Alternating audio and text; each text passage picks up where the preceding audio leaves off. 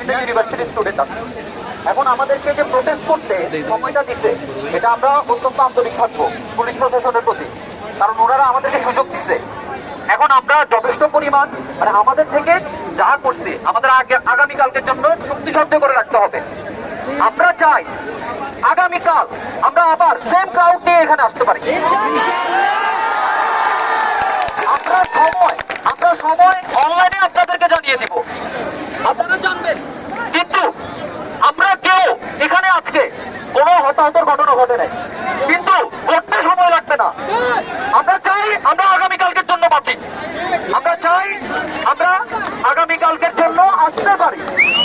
তো আমি নরসিংদী বিশ্ববিদ্যালয় থেকে আপনাদেরকে বলছি, আপনারা যারা আমাদের ছাত্র ভাই, যারা আমাদের সহযোগিতা করেছেন জনতা, তারা আমাদেরকে আগামীকাল যতদিন আমাদের এই যে দাবি মানবে না ততদিন পর্যন্ত আপনারা আমাদের সাথে থাকবেন। প্রতিটা হত্যার বিচার চাই, এই বাংলাদেশ স্বৈরাচার মুক্ত হোক।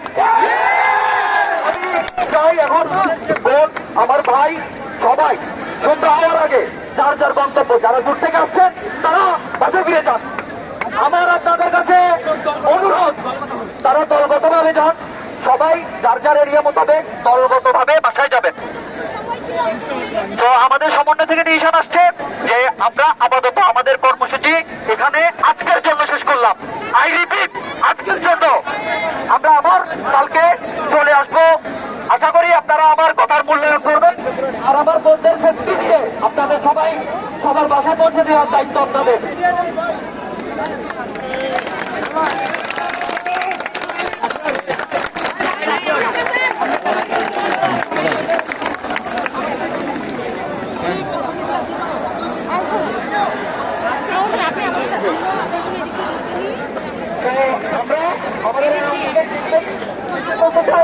আজকে আমরা সবাই, আমার ভাই আমার বোন সবাই বাসায় ফিরে যাই, সবাই নিজের সুরক্ষা মোতাবেক বাসায় ফিরে যায়। প্লিজ মেয়েরা অবশ্যই গ্রুপ ওয়াইজ, যাদের এলাকা দূরে তারা সবাই গ্রুপ ওয়াইজ বাসায় ফিরে যাবেন।